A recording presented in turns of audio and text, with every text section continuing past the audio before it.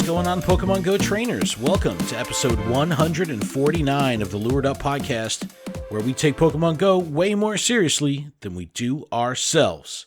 Lured Up is part of the Pokemon Professor Network, and today is Wednesday, September 23rd, 2020. I'm your host, Ken Pescator, joined by my co-host, Adam Tuttle. Adam, what's happening? Hello, how are you? Everything is happening. I am so excited for this podcast. Why? You might be asking why, and I might tell you why, and it has to do with hats. I am so excited. We do have some hat talk on today's episode. Things that go on the top of your head. Yeah, if you like hats, you'll like the news. No, I'm excited. We kind of hinted at it last week, but we'll get there in a moment. We do have some good stuff to talk about this week on today's episode. We're going to recap the last week of gameplay, including the Mega Battle event, Porygon Community Day, Articuno raids, Spearow Spotlight Hour. We have the sort of complete October schedule. Niantic has been doing this the past couple months where they're kind of giving us the entire rundown prior to the month happening, so we'll work our way through that. Pokemon and Longchamp have partnered, and Pogo will have an event to celebrate. And remember when we discussed some code being found last week about costume Pokemon? Well, there's the hats, so we'll talk about that. Go Battle Night, which was supposed to be tomorrow from the day that we're recording this, has been canceled, so we'll just kind of speculate on that a bit. We've got a couple listener emails, and then we'll close the show with a Zapdos raid guide and battle party. Whoop, whoop. Whoop, whoop. But Adam, let us start with our weekly gameplay recap. How has it been for you over the past week? So far, so good. I mean, we are currently in our final Mega September week, which is focused on Mega Evolution Pokemon being your buddy, along with a bunch of features, as well as a timed research, which is awesome, because I just completed it today. You did? Didn't you just do it? Yes, on our Patreon call. Yeah. I finally evolved my Mega Beedrill. I was reluctant to, but I had the quest that said, get 20 Mega Energy if you evolve it. So I was like, well, might as well. I'll get 60, and it doesn't really cost anything if I do that. Features of the event included Mega Evolution lasting 12 hours rather than the standard 3. Keep that forever. Mm-hmm. And double Poffin duration, which I don't have any Poffins, so I couldn't tell you. Large Pokemon appearing more frequently in the wild. Shiny Doduo being released, which I don't have at this moment. And a bunch of Mega Energy available in research. Go Snapshot surprises, which have been phenomenal. I've got a Venusaur and Mega Pidgeot. Mega Venusaur and Mega Pidgeot so far. And the Mega Buddy Challenge, and that was a timed research as well. Right. So, get out there, have fun. The timed research was pretty quick and focused on catching Pokemon and earning hearts with your buddy, which easy peasy lemon squeezy. Paid out a ton of Beedrill Mega Energy, along with some solid experience in Stardust. Articuno has been back in 5-star raids, along with the surprise that we got the Charge Move Hurricane. Yeah, the legacy that was move. Nice. No, that was cool. Because it wasn't in any of the announcements. So when it first started, people first started posting, they're like, wait a second, this thing knows Hurricane. Maybe this will be a trend, and we'll see other legacy moves coming to Zapdos and Moltres, which I'd imagine if they did Hurricane, they're going to do the same. But we'll have to tell maybe over the next they'll give couple us weeks. Amistar soon. Possibly as just something cheesy to throw in like a 3-star raid. But yeah. Why Amistar? I don't, because it has legacy, isn't it Rock Throw and Rock Blast or something like that? Yeah, but they're not legendaries. That's their whole reason that these are interesting. Still, it's nice. Boy. Give it to me. I want it. Pidgeot joined the Mega lineup, and we had no shiny available for Spearow Spotlight Hour with ×2 evolution experience. I can tell you from experience that I did not evolve anything. I didn't either. I had the Go Plus going during the Spotlight Hour, and I didn't catch anything to note, not even a PvP one. And they didn't have the shiny, so but I did do a Rocket Go battle with Jesse and James, and it's like the first one I've seen in a really long time. I got a shiny Ekans. Oh yeah, you did. You sent me that. Congrats. Thank you. That's nice. That's exciting. No, that's exciting. But this, they put out that little tease thing saying like, all right, Jesse and James are blasting off at the end of the month. They're going to be, appearing more frequently. Meowth balloons will be more frequent. This was supposed to start on the 22nd, which was yesterday, and I just haven't seen them. So, and then sitting down today to prepare for the show, I had 2 back-to-back, like within an hour of each other. So I was like, I don't know what's going on with these balloons, but I really didn't see many. But like you, I'm going after those shinies because I need that shiny Ekans. I actually had 2 shiny Shadow Coughing, so I was able to evolve up there, but still no Shadow shiny Ekans. So I'll definitely do that every time. I'll miss it. Like whenever I get a regular grunt balloon, sometimes I'll let it follow me around for a little while, and then I'll finally get frustrated and just do it and get it out of the screen. But if a Meowth balloon pops up, I'm clicking like immediately. The second I see it, I'm doing it. So exactly, I have a lot of fun with those. Yeah, I have a lot of fun with those. Like I said, I wish they would bring Butch and Cassidy, but who knows if too that'll niche. happen. It won't. All right, continuing. Sunday was Porygon Community Day, which brought us Tri-Attack Porygon Z. There was also a $1 special research story called Decoding Porygon, which I did, and it was good. Yeah. We also should get an announcement any day now for the Victini Special Research, because that's supposed to happen soon, called Investigate a Mysterious Energy, which is promised to us at the end of the month. Right. So that has to be coming. We're pretty much coming to the closing the month, last week of the month. So that info has to be coming soon, especially considering they've already given us the October kind of rundown, which I'll detail next. But where's Victini at? What's going on here? This info has to come soon. But anything really of note jump out at you from this past week of gameplay? I mean, I enjoyed doing the mega raids, so I like doing the Pidgeots. I haven't done too many Articuno. I've had the shiny previously, so I haven't been going too hard. I probably did 5 or 6 of them tonight when I was on the patron Zoom call. I did a couple of remotes. But Porygon Community Day, did you play the whole day? Yes. Yep. How'd you do? I got 18. Most of it was I'd say a lot of it was from home, but the second one I clicked was shiny, and then I had the Go Plus going, so I'm sitting here clicking and clicking and clicking. I let it just continue after because I had set incense, total noob mistake here. I don't play this game. Setting an incense like 20 minutes into the event, not realizing it.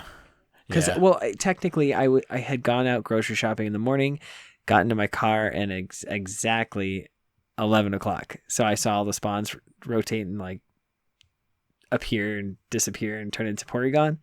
Right. And so, like, that was planned. I wanted to make sure that I was out of the grocery store by then, so I could at least click a bunch and then get home. And so I was safely using the Go Plus and watching my game while driving and and just catching it as I went. And I didn't get a shiny during that time, but I was able to, the second I got home, it was like boom, shiny, boom, shiny, boom, shiny. So it was nice. Yeah. I didn't really worry any. That's the best part. The best part of the 6-hour day is being able to not worry. It's the greatest thing ever. It's such a relief, like breath of fresh air. I'm totally relieved. I don't have to worry. I literally could have it in the background, play maybe for 20 minutes, and feel like I played. And then, like I was saying, after the event, I had let it run for like an extra 20 minutes or so, and like the next Pokemon immediately after Community Day switched over, I caught a shiny Nidoran male. And I didn't even realize it. Wow, that's awesome. Because there were male and female Nidorans like in my visual. Because like I had it going like next to me, so I saw them, kept clicking and catching. And I went into my inventory and like didn't even realize. I was like just scrolling so fast because it's right after a shiny Porygon. So I didn't even notice. Like I was just like, what? That's awesome. It was kind of a nice little surprise. And then I did just do a rocket balloon. Speaking of rocket balloons, not Jesse and James, but I got a shiny No, not shiny. I got a shadow, 100% mischievous That's when legit. purified, Once purified, right. which I did.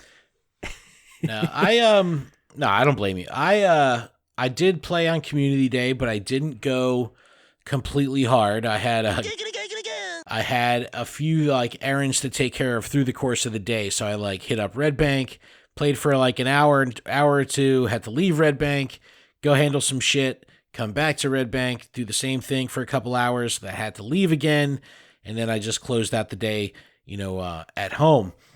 But I ended up with like close to 30 shinies. Again, I don't like to value my enjoyment level based on shiny count, but the shinies were flowing, so that was a lot of fun. But for me, obviously I'm well past level 40, but I love experience. So the fact that it was triple catch XP plus a lucky egg, 6 times, you were getting over 1,000 XP per catch. That's where I was having a lot of fun.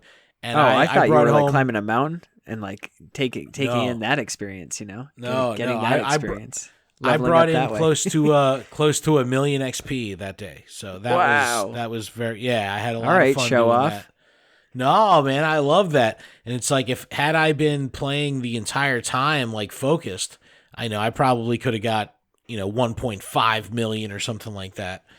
But a lot of stuff going on that during the last week and this week, and then we have a lot to prep for come October. So let me start making some sense here. And again, this is thanks to Niantic kind of pulling the curtain back and giving us the entire month's worth of scheduling ahead of time. Makes it a lot easier. We'll just call it the spooky season schedule. October's looking to be super busy again. Let's break it down, make some sense of it here. We'll start with Shedinja being our research breakthrough encounter. Any feelings on that? I mean, that's exciting. No shiny, I but know, it's still a rare Pokemon. Yeah, I know we've had it before, but it's rare. It's not something that we've get every day. It's not something that you just go out and catch. It's the only way that they've given it to us is through these researches. Yeah, I'd probably rather catch a Shedinja than a Alolan Raichu. You know what I mean? So yep. I'll take it. I'll definitely take it. No shiny, though. Legendary raid bosses will once again continue to rotate throughout the month. We knew that Zapdos was going to be replacing Articuno starting on the 25th. Again, we kind of alluded to this earlier. Maybe it'll have Thundershock. Its legacy moves. That would be really cool. That'll run up to October 2nd when we have Moltres coming in. Hopefully Moltres will have Sky Attack. That would be a lot of fun. Then after Moltres on the 9th, we have Origin Form Giratina, which could be shiny. That's very exciting. That's a great Pokemon for PvP and just a really, fun to look at Pokemon. It's just a really cool design. And they also kind of say stay tuned for a special raid boss for the Halloween event. So we kind of knew a little bit about the timed research from the Mega event. We unlock Mega Gengar. Is that what they're talking about here? I don't know. We'll have to stay tuned to see how that works out. Also, each week's raid hour will feature that legendary Pokemon. So Zapdos, Moltres, Origin Form Giratina for the next 3 weeks will be the next 3 raid hours. We have our Spotlight hours. So we have 4 weeks in October, and we have all 4 here. Now, this is pretty exciting. World Cap Pikachu and 2 times Catch XP. So what the fuck is World Cap Pikachu? So World Cap Pikachu is wearing the hat that Ash wears in the new Pokemon Journeys series that's on Netflix. So Journeys is the first season of the anime that doesn't necessarily take place in one specific region. So it's not like you could say it's Kanto Ash hat or whatever, because he's kind of all over the place in this journey. So what we have is World Cap Pikachu and 2 times Catch XP on the 6th. The following week on the 13th, we have Original Cap Pikachu. This is the Kanto Ash and 2 times Catch Candy. So between these 2 weeks, you have the current hat and the original hat on Pikachu. I like that juxtaposition. The 20th, Shuppet. The following Tuesday, the 27th, we have Duskull. Now, things to notice here. We're going to assume that World Cat Pikachu and Original Cat Pikachu can be shiny. So that being said, there's no non-shiny spotlight this month in October. That's exciting because there's usually one bullshit one and then 3 good ones. Like this month we had Spearow this past week. Very, very not exciting experience. Well, I can understand that, but I can understand. So okay, well, trainers, while all the spotlights can be shiny, just understand that while Ken tells you what goes on during these spotlight hours. Well, we're going to assume they could all be shiny. I mean, I can't imagine the World Cap Pikachu not being able to be shiny when all the other Hat Pikachus can. No. What I meant was like the bonus. There's a little bit of disappointment in the bonuses. Well, there's no double Stardust week. That's what I'm saying. Yeah, that's the one thing that a lot of people look forward to. They usually tuck it in at the end of the month. There's no double Stardust bonus to any of these spotlight hours. So yeah, that's kind of lame. I would have liked to see them, get rid of the catch candy or get rid of, like, do you really need Pikachu candy? So nope. It would have been nice if they took away the catch candy and gave us the Stardust. Stardust definitely more in demand. Okay, moving on. There's going to be a Meowth-based limited research day, Saturday, October 10th from 8 a.m. to 10 p.m. local. You can complete exclusive field research tasks to encounter Meowth from Kanto, Alola, and Galar. There's also going to be timed research and an event box in the shop. Adam's going to be going into detail in a minute on the fashion-themed event. We'll get into that in a second. But Niantic promises that October has a lot more in store, including Halloween-themed avatar items, the Halloween Cup that's coming to Go Battle League, that's on the 26th, and some kind of fall event that's going to be coming and will probably be paired with this Niantic anniversary celebration. So that's cool. So there is a lot, but don't forget, Charmander Community Day is also Saturday, October 17th. So what we have here is 3 weeks of legendary raid bosses. We've got 4 spotlight hours. We know that there's going to be some kind of Halloween raid boss coming. We've got Shedinja as your research breakthrough. And we have Charmander Community Day. So October's fucking packed. Like they're just continuing to... Yeah, it's like when is there not an event or something happening? Well, and every time that they've put out one of these, like, here's the whole month on a platter, there's been additional events that come out over the course of the month. So even though all this shit is going on, you're going to see other stuff start popping up as well. And I just like this because people can plan their spotlight hours. People can, it's a lot more user-friendly when you have all this information up front rather than struggling to get it from news articles or something like that as it happens. Like, you just get it all in one shot. So I dig it. I definitely dig it. But anything jump out at you here? I mean, World Cat Pikachu, does another Hat Pikachu excite you, or is it overkill? Did you just ask me if hats excite me? I guess you love the hats, don't you? I am so thrilled to have more hats. But on Pikachu, like, all right, well, go. Why don't you? Pikachu's fine. Pikachu is fine. To be honest, Pikachu's fine. But as long as it's something that's relevant, and the World Cat Pikachu is from Journeys, right? I understand that. I get that. They're promoting Journeys. I get it. I wonder if we're gonna have World Hat Pichu, because then it's gonna be an oddball. And remember, we saw the code last week for 10 non-evolvable costume Pokemon. So is World Hat Pikachu one of those? Are you going to be able to get the Raichu? Or are you going to be able to get the Pichu? I don't know, but we do have some insight on an additional event here that I alluded to, the Fashion Week event, Paris Fashion Week. So Adam, why don't you break this down and talk about this collab that Pokemon Company is doing? If only I could crack my knuckles right now and you could see how excited I am to get this information to the listeners. Derp. Paris Fashion Week is from September 28th through October 6th, and the Pokémon Company has collaborated with French high fashion bag and accessory maker Longchamp. I had never heard of him, by the way. I don't know. I've never heard of him either. Okay, I thought they were talking about Garchomp.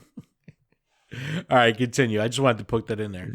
They are makers of some seriously high-end bags, with some of their women's pieces retailing for over $1,000. The collab will feature a line of Pikachu bags from Longchamp's signature La Pelée line. I probably just butchered that. I was so excited that you had to read that. The white, black, or red leather bags are embossed with a Pikachu design and come with a matching keychain. Aww. The Pokemon Longchamp collection launches on October 13th, my birthday. So we will have to wait and see what the pricing and availability are going to be. If they make these things fucking crazy expensive, like a $500 bag, like this is like a high-end company, man. This is like an ultra high-end, high-fashion, runway-style company. I just have a feeling this thing's going to be fucking out of control expensive. Like a 500. Probably. I mean, look, base set booster boxes are going for like way more than $1,000. So I'm sure who's ever buying those is like, I got to get this bag. I got to be high fashion to put my booster box in there. Yeah. I don't know. As far as Pokemon Go is concerned, we will not only have a Longchamp avatar bag available, but also an in-game event from Friday, October 2nd at 8 a.m. to Thursday, October 8th at 10 p.m. local time. Special Pokemon, emphasis on special, wearing costumes, are you serious? Will be appearing during the event. Smoochum wearing a bow will be hatching from 7-kilometer eggs. All right, stop. Stop. That's cute. Okay. That's adorable. All right, shout out to Zoe Two Dots. I know that she's very excited about this.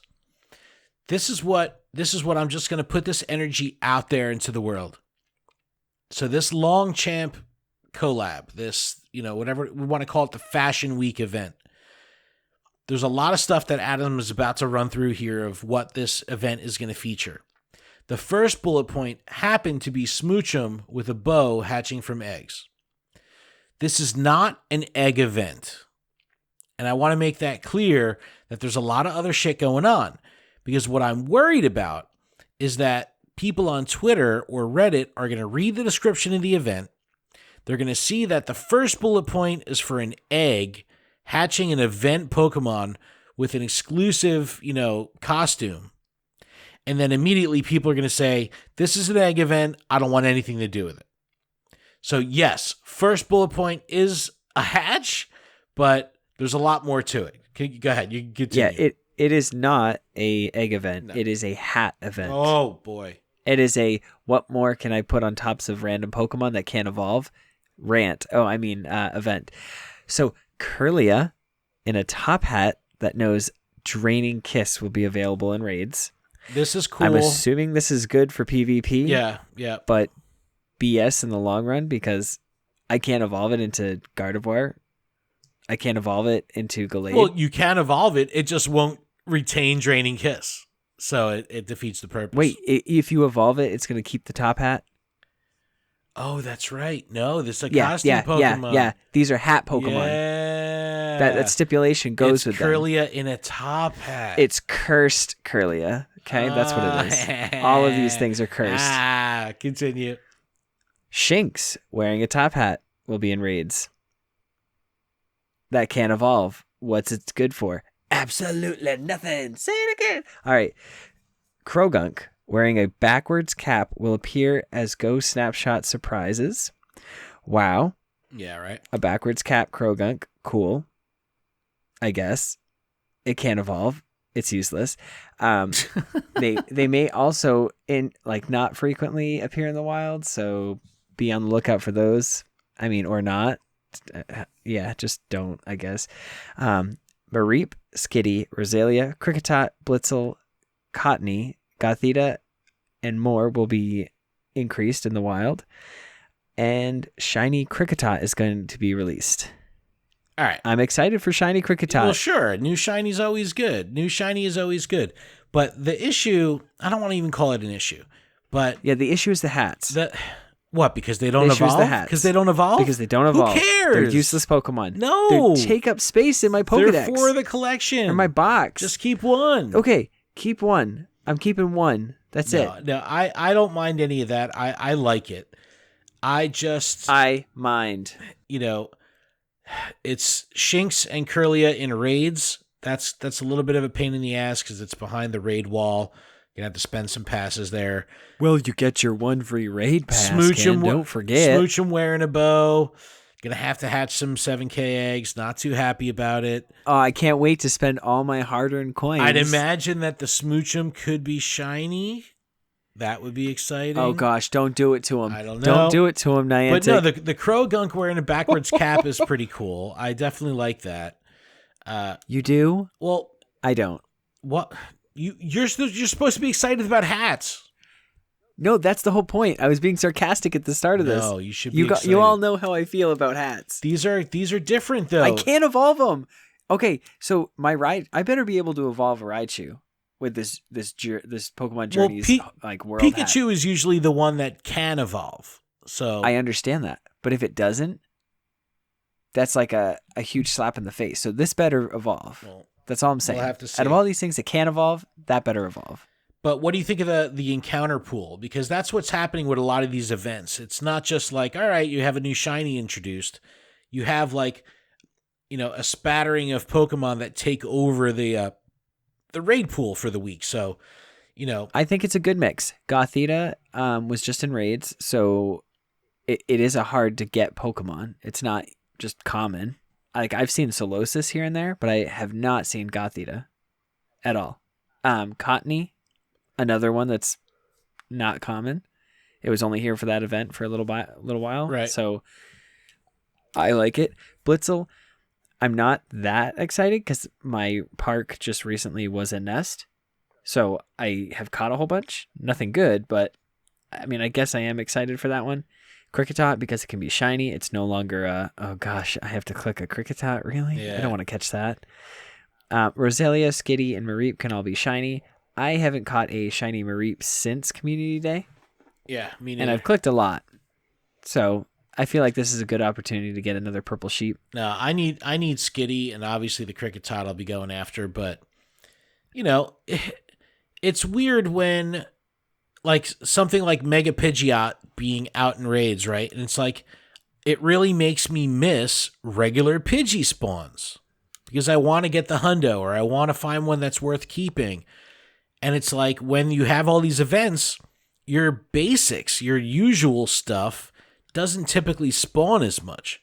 So, there might be all this stuff going on, but I'm not going to get my Weedles or my Pidgey spawns because I'm going to have fucking Kricketot spawns, which again, it's okay, but when you have events like this, it kind of makes you miss the original spawn pool for me, like biome based.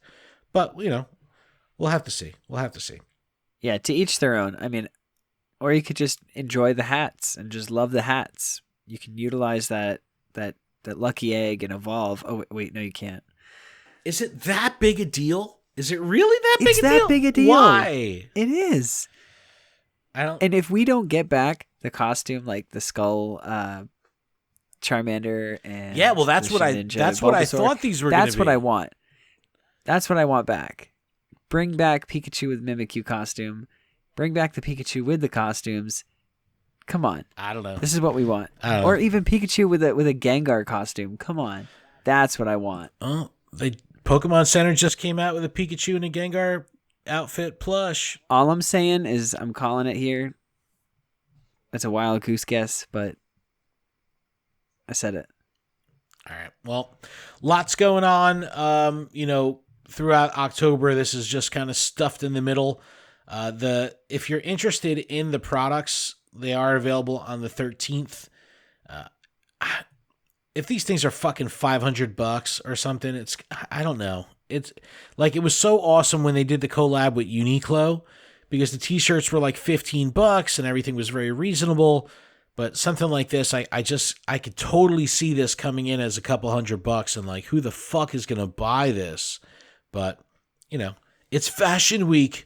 So maybe we'll get to see it on the runway or something, but that's about it. Maybe we should dress up.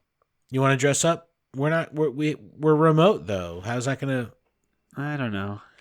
We could just walk down our own runways. I guess so. All right, well, let's take a little break. When we come back, we've got some miscellaneous news to run through. We've got a couple listener emails, and we'll do our Zapdos raid guide and battle party. Adam, you ready to take a little break? Let's take a break. All right, we'll be back right after this.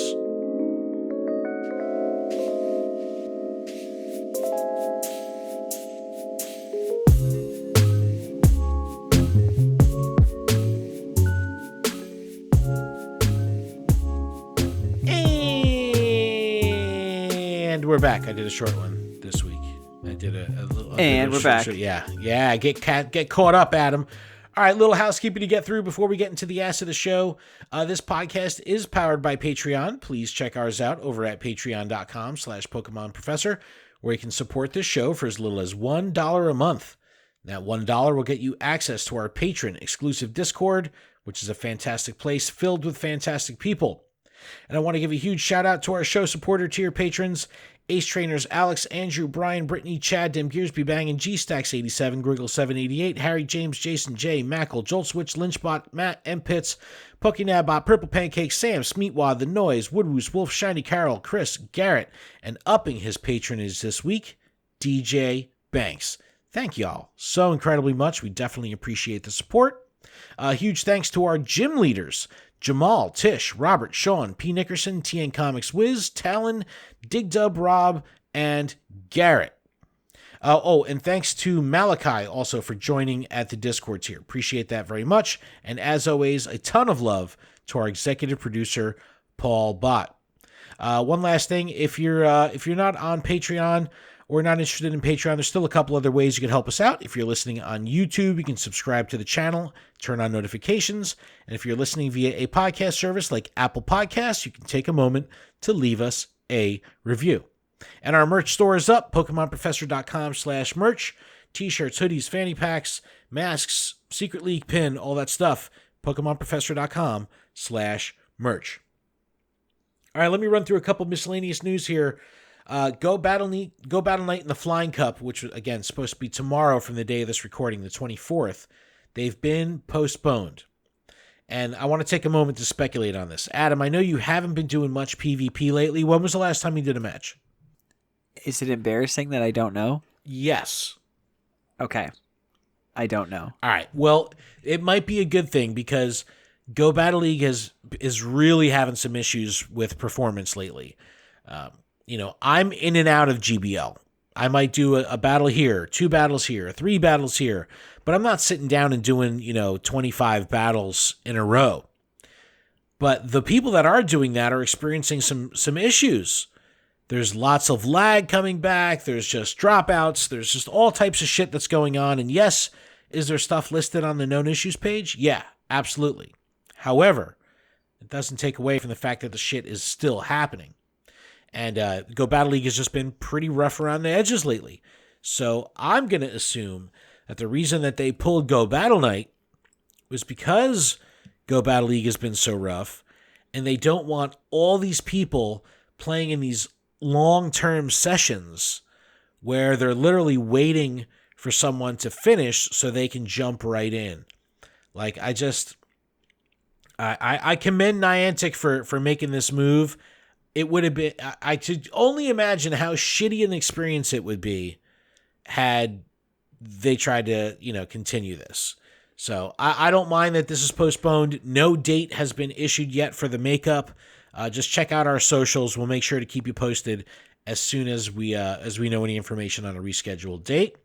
Let's jump over to G2G and check in with Professor Willow. I'm Wolfie with Gaming Together Media, and this is Willow's Almanac. All right, a couple dates just a rapid fire run through here to keep you up to date. Friday, the 25th, Zapdos coming back to raids. Monday, the 28th, we have Ultra League taking over in GBL. Thursday, the 1st, Shedinja comes to research breakthroughs, and jumping ahead a little bit till Friday, the 2nd, Moltres coming back to raids. So a lot of stuff going on in the near future. Adam, why don't we get through a couple of these listener emails before doing our Zapdos raid guide and battle party whoop whoop. Whoop whoop. Sounds like a plan. All right, this first one comes from Nitro Shark. It says, "Hi Ken and Adam. I need your help.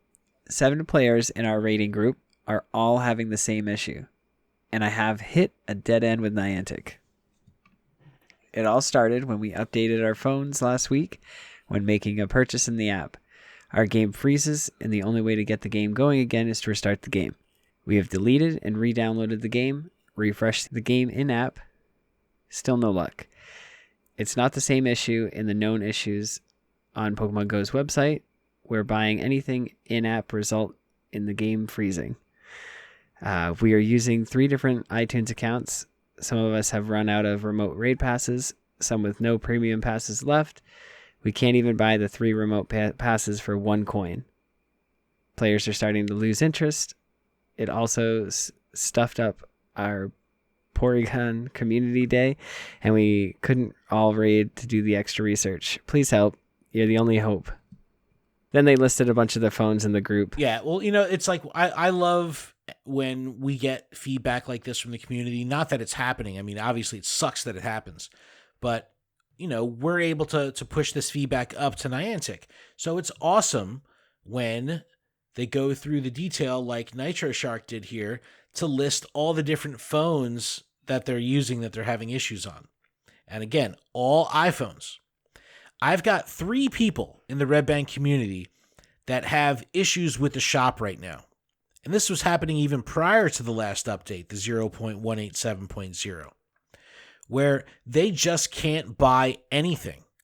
They can go to the shop, they can click on it, and when you try to make a transaction, it just spins and spins and spins and doesn't let them buy anything. And no matter what, they go through support. Support says contact Apple. They go through Apple. It says contact Niantic. It's a mess. No one knows really what the hell is going on. And there was one guy who I even said to him, I go, why don't you try logging in on an Android phone? See if you could buy some stuff. Then log back into your account. He did that, and it worked. So something is going on either with the iPhone hardware or with the iTunes or Apple Store, where it's just, I don't know what's going on here, but I know a bunch of people that this is affecting. And I would be so frustrated if I made the decision that I was willing to commit and invest in a game and buy into a game, and then you can't play. Like, that sucks. That really sucks. I completely understand, because I also have an iPhone, and when I've tried to purchase stuff, it goes to the spinning screen, and sometimes it says, "You're all set," and then nothing happens. And then I have to restart the game to see the coins, or it'll just keep spinning and not say anything. And then I'll back out and I'll buy coins again, and it'll just be spinning, and I'm like, okay, so I'll restart the app, and then I have twice the coins purchased. I'm like, whoa, what's going on? Yeah. Yeah. And at that point, I know I'm going to spend it, so. Yeah, but it's, it's just the fact that there's these weird glitches, and, it's just frustrating. It's frustrating. And especially they couldn't finish research and all that. I definitely push this forward up to Niantic, and hopefully they'll be able to get some kind of grasp on this. And, I don't know if this is necessarily linked to the iPhone hardware, if it's linked to, like an App Store account, like an iCloud account. I don't know what it is, but I've definitely heard of this, and obviously people are out there in the community struggling with it, so that really sucks. But thank you, Nitro Shark, for writing in. We definitely appreciate that, and hopefully this works out for you and your crew, because I'd be fucking livid, and I'd be very frustrated if this was happening to me. That totally sucks. All right, got another email here. This one from Steven, also known as Red Ready Man. Hi, Adam and Ken. Feel free to read this or share parts of the message, as it's a long one. I'm actually going to read through it all because there's some good points in here. Hope all is well in your world. Wanted to give you an update on the YouTube channel. I wrote to you a few months ago telling about how your creator series had motivated me to start my channel. Things have been going slow. I raced to 60 subscribers, then stopped.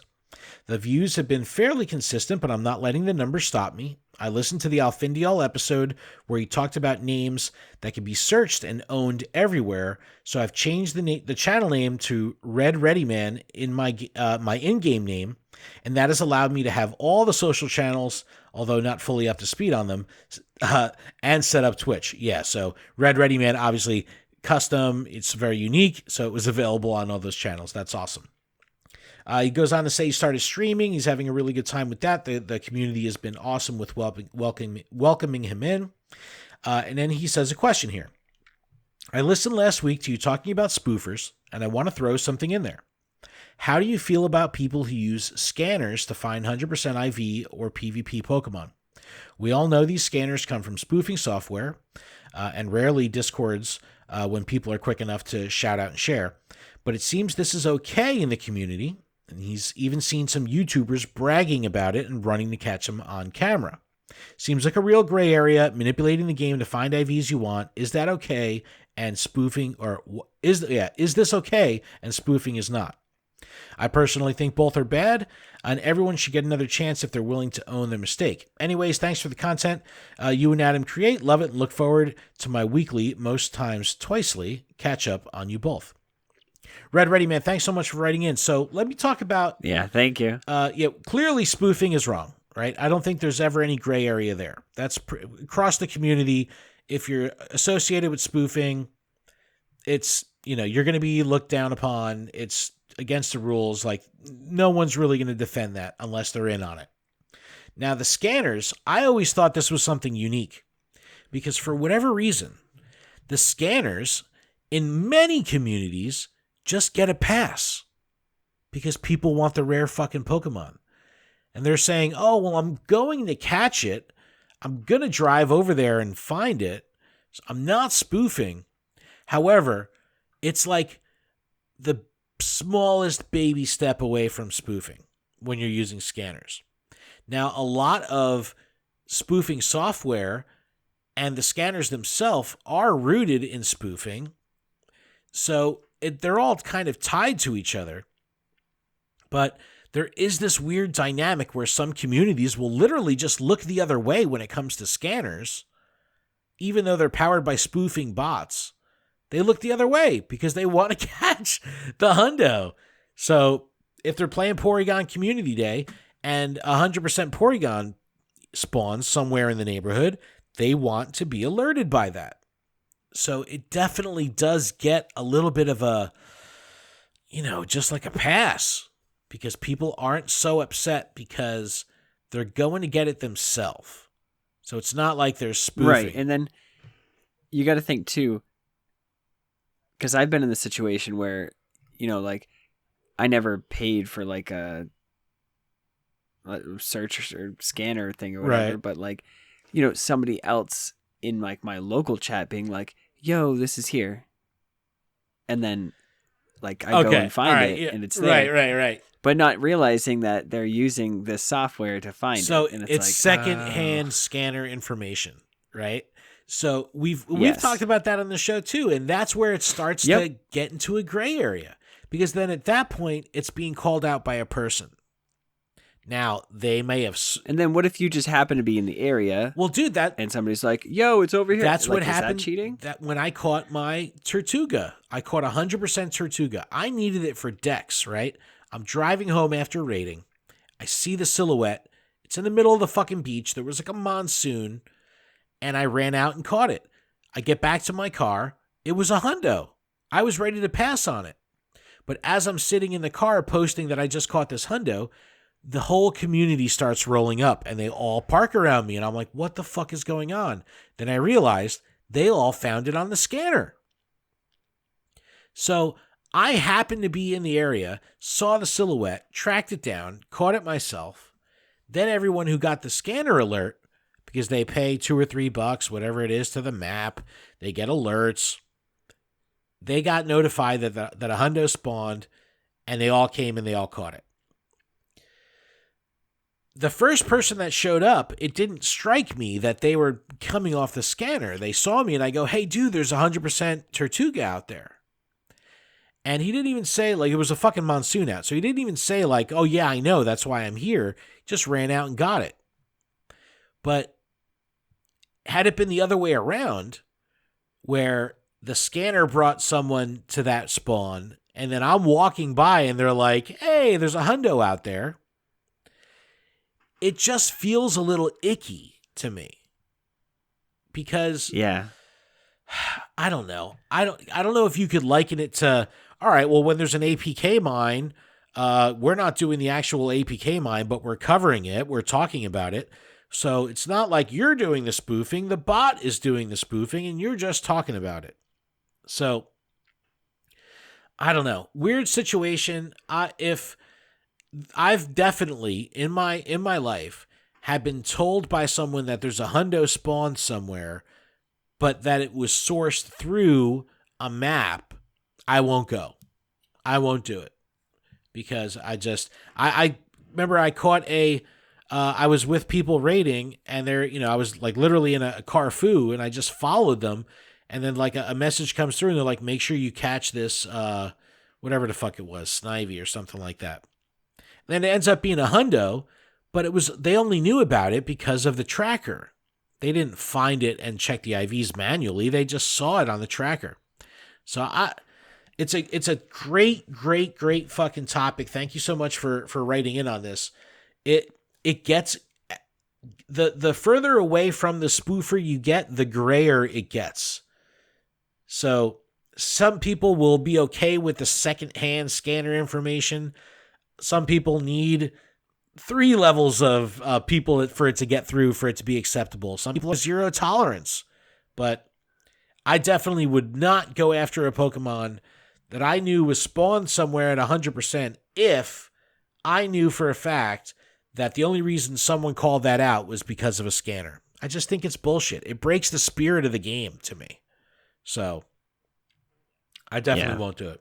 I totally agree. Right. Great email though. Thank you so much for writing in. All right, let's get into this this Zapdos battle party. Are you ready? Oh, I'm ready. I'm ready. Hook it up. Battle party. Ooh, ooh, battle party. Ooh, ooh. All right, we got Zapdos coming back to raids next week. Actually, by the time you hear this, Zapdos will have returned to 5-star raids. We're taking a look at the raid guide over at g2g.media for assistance here, and this is what we have. Zapdos is an electric flying dual-type Pokemon, which can be duoed, so pay attention here. It has a raid boss CP of 46,418. It's weak to rock and ice types. Perfect CP. 2015 at level 20, 2519 at level 25, which is boosted in rainy or windy weather. So 2015 at level 20, 2519 at level 25. The most difficult Zapdos moveset is Charge Beam with Zap Cannon, so look out for that one. And looking at G2G, which aggregates a couple different sites worth of data, we actually do see some differences in the top counters across PokeBattler, GoHub, and GamePress. So here's what we got. Rhyperior, Smackdown, Rock Wrecker. Obviously, just solid, strongest rock attacker. Just use Rhyperior. Then we have Mamoswine, Powder Snow, Avalanche. Rampardos, Smackdown, Rock Slide. Terrakion, Smackdown, Rock Slide. And then, of course, Tyranitar, which could be Shadow Tyranitar as well.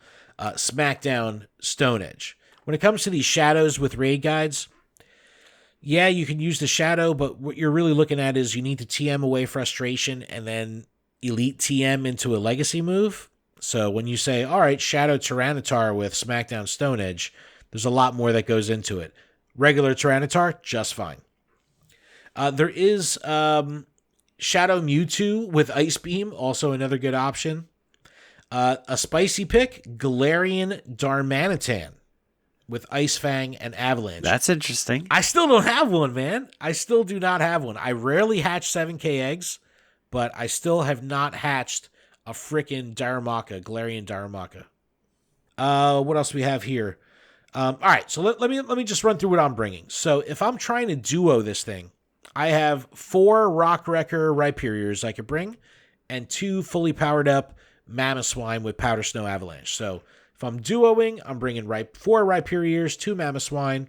If I have a big party, which I most likely will, I'm bringing 2 Rhyperior, 2 Mamoswine. I'll bring Terrakion, because I can rarely use that. And just as a little bit of a Poke Battler spice pick, Mega Charizard X, just because it's putting out high damage. Adam, what about you? I am going to go with 300%. I've got Rhyperior, Golem, and Aggron. Yes, you can hate me later. And then I've got 3 that are not hundos, but I'm just going to do Mamoswines. They're like 98, 96. Okay, close enough. Probably at breakpoint. Yeah. All right, so you got Rhyperior Golem. But wouldn't you want to bring...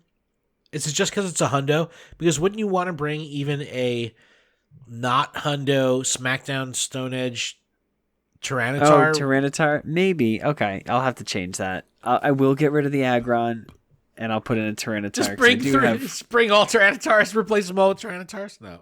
Hit Bite Crunch. No, it's,